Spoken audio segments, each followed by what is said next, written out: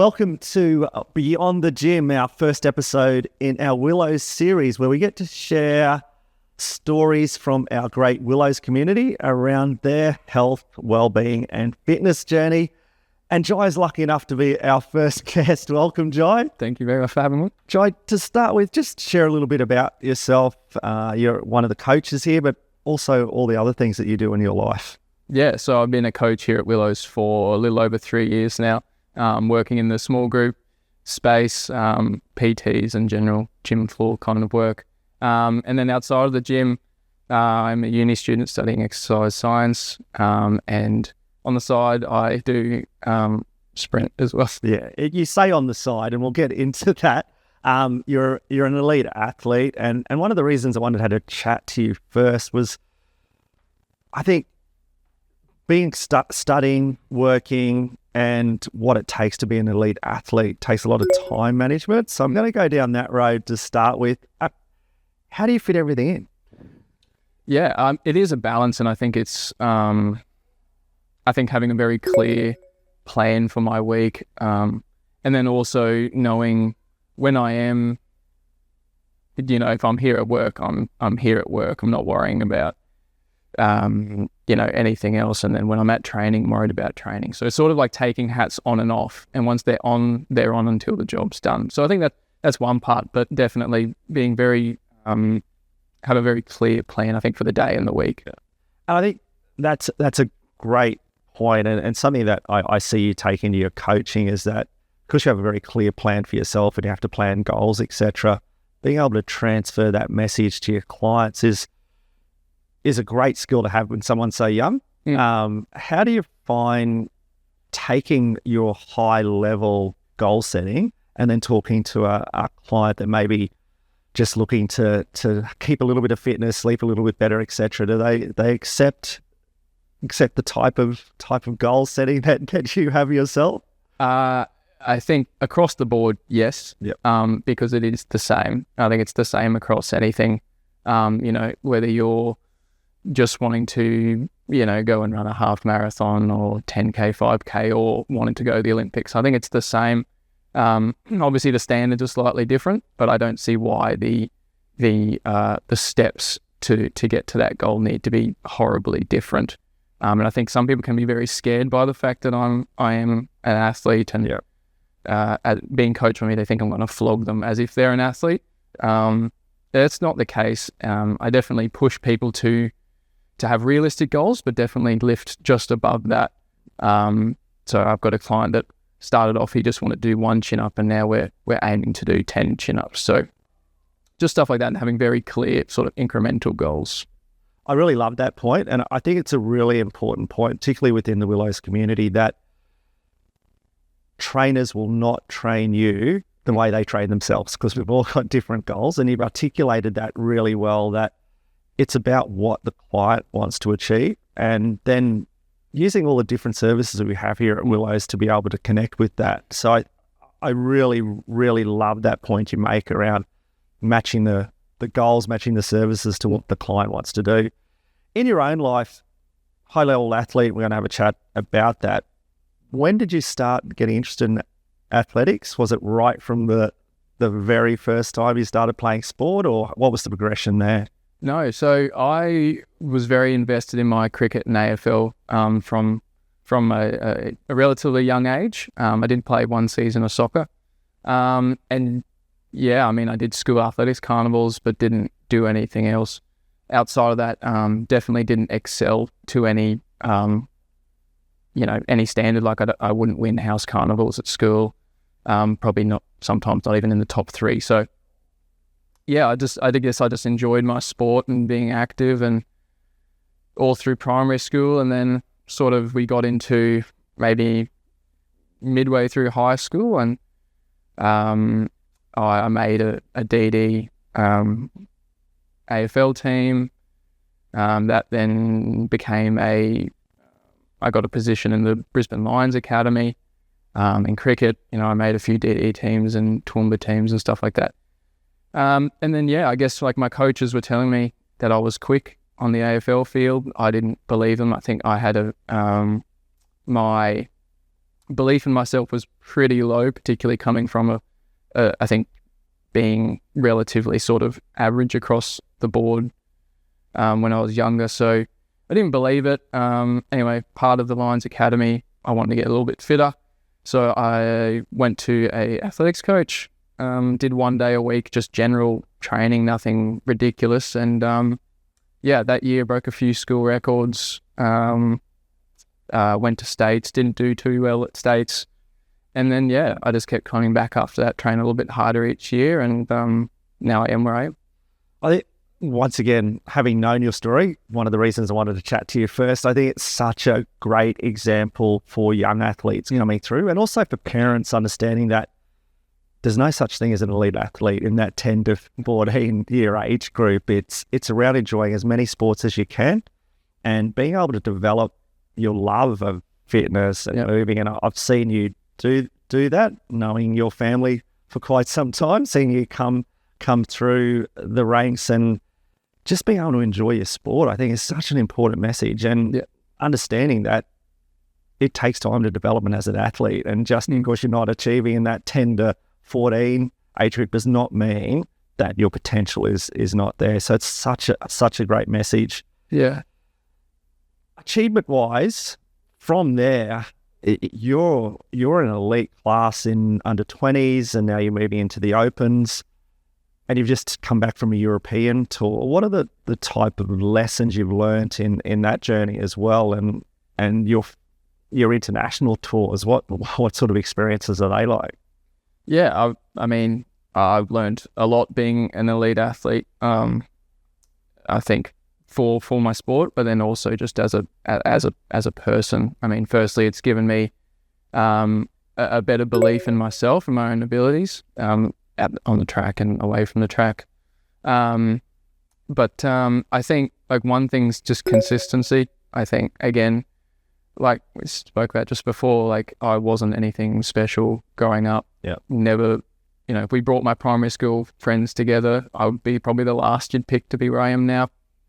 So I think consistency would be a massive one. And that goes for everything, whether it's schoolwork, uni work, whatever. And I do see that in everything that you do, and it's an inspiration to see that, and motivational as well.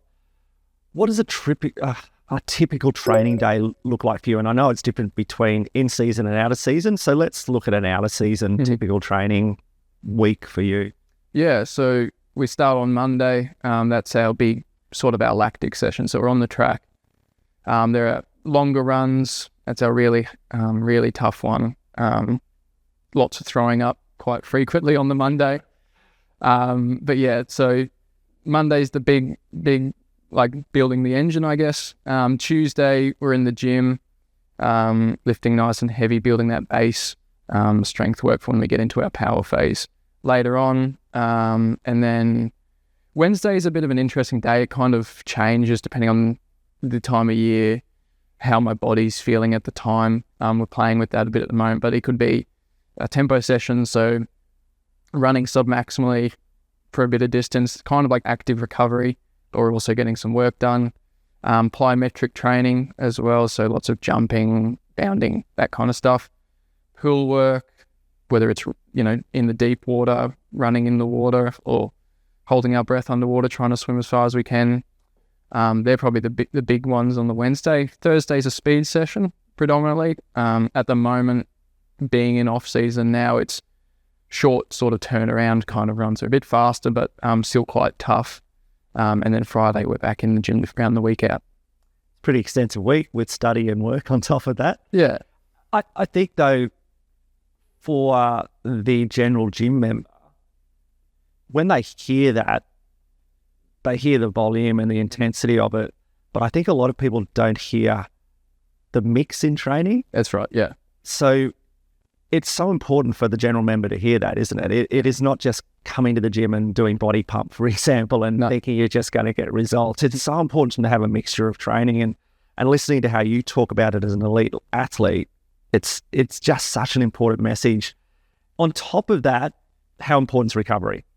Yeah, recovery is like massive. I'd say I've probably spent the same amount, if not more time on recovery. And that's something I wouldn't say I schedule it in, but I know there is a period in my day that I do need to do certain things. And yeah, that's training, I guess, that no one sees, that I do, whether that's obviously you're stretching, foam rolling, trigger pointing, hot, cold therapy.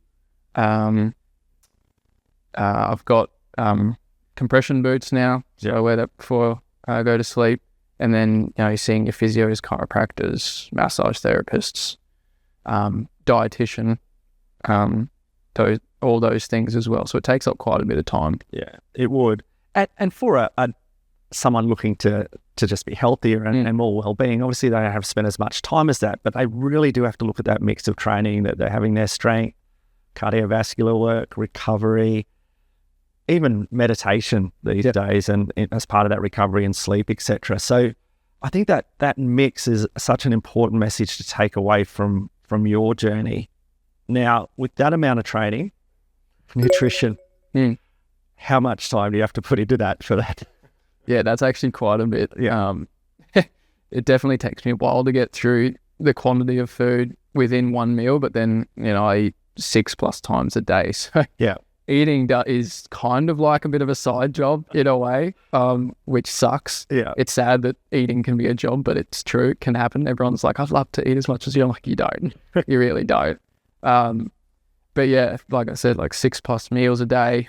At the moment, probably sitting, I'd say around 4,000, maybe a bit below 4,000 calories a day.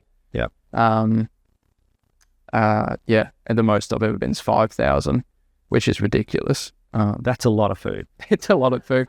And I mean, I'm not going to lie, it's not all clean, healthy food, which probably, I'm only allowed to do because of what I'm doing. But so that helps a bit with the calories. But yeah, it's a lot of food, but it's so important. I saw a video of Michael Phelps talking about nutrition and his training, and he said, if you have a sports car, you're not going to put regular fuel in a sports car.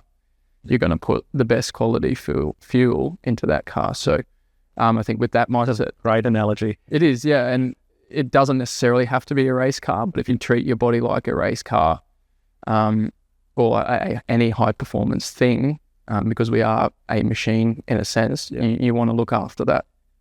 Yeah, so everything that you're talking about relates back to the everyday person, having a mix of training, ensuring our recovery is right, and ensuring our nutrition's right. Having said that, it's not rocket science though, is it? It's around the consistency that you spoke about. And I think from a fitness industry point of view, we've made things so extreme that people are missing that message where mix your training, strength, cardio, recovery, stretching, and your nutrition, and your sleep, but creating that consistency around it. You've been in Europe this year. Yeah. I saw some of the photos, looked like culturally an amazing experience, as well as some of the tracks you're at. Tell us a little bit about the Europe tour. Yeah, Europe was crazy. So I spent 5 weeks over there, competed in 4 or 5 different countries. Yeah, it was crazy. It was very busy. I think I had 3 days off in the whole 5 weeks. I was either traveling, training, or competing. But it was a great experience. Obviously, you said culture, just having to adapt to different things, whether it's the food's different or the people different, the way you interact with people can be slightly different. Speaking to meet organisers, and then the tracks themselves, like even just the scenery around the track, like you don't have like a massive mountain range next to the track, or I couldn't believe some of those photos. Yeah, it was pretty crazy. Yeah, but amazing. And even some of the sort of the trips to get there was pretty cool. But it was really busy, but what an experience. We love seeing your journey back here, and the Willows community is super proud of you. Do you feel that on those types of journeys? Like I saw a heap of message from members and staff and things. You feel that when you're over there? Yeah, you do. Yeah, for sure. When you're over there, and you're very busy, but at the same time, you do have your downtime, whether it's sitting at an airport or recovering, and just reading through some of the messages you get, and I don't get around to all of them, unfortunately, and I had to get Libby to answer it during for me, but yeah, no, I definitely feel it, and I guess like emotionally, people reaching out to you and wishing you the best of luck, and walking around the gym and people are saying good luck to you. It's really big, and to know you have a very big community behind you, and everyone wants to see you do really well. Definitely helps. That's great. The Willows community is super proud of you. I know Toowoomba is as well. Being a country boy, and you and I have spoken about this a lot. Yeah. It's a lot tougher from the country. And my work with the Queensland Academy of Sport many years ago, just as a regional athlete, what are the other sort of barriers you face? Yeah, I mean, I guess facilities are probably the most obvious one. Yeah. The only proper track we have here is at Glennie, which is 360 meters, if that. Around at normal tracks 400. Yeah. Bends are a bit too narrow for me to run most of the lanes. I'll sort of run out of the lane. Yeah. And then just general access to that can be a little tricky. Being at a school, and then grass tracks we've got, but just the facilities, I guess. But outside of that, just I think I've always got to travel. I don't have home meet. I might race in Brisbane, but I still have to drive an hour and a half to get to that meet. I think they're probably the biggest two. But in saying that, I don't look at it like that. I think it's quite an advantage for me being away from everybody. I'm not at a track, and firstly not with 1,000 people trying to all train at the same time. I've got my group and maybe one or two others. But I look at it as a good thing. I've got my group and my people and my community, and I love it, and I wouldn't change it. That's fantastic. What's next?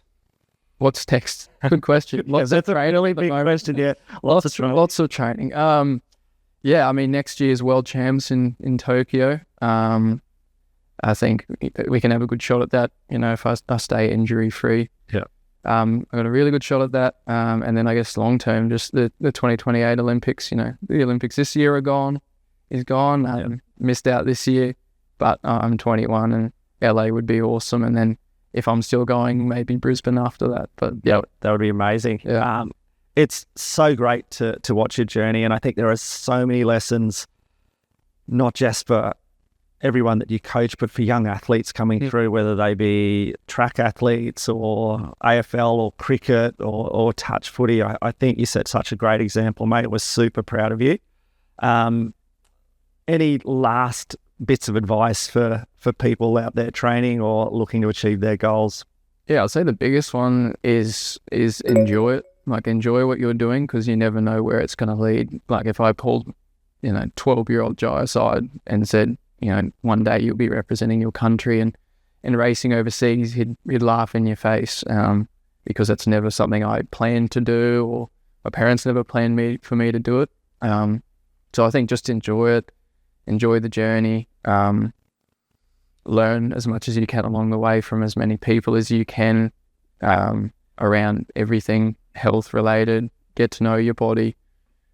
I think they're the biggest things, and if you do all that right and tick all your little boxes, you never know where you could end up, whether that be you reach a goal you never imagined, like losing 20 kilos or whatever it is, or maybe, competing for Australia or whatever it is. So that's a great message, mate. Thank you so much for being our first guest on Beyond the Gym at Willows.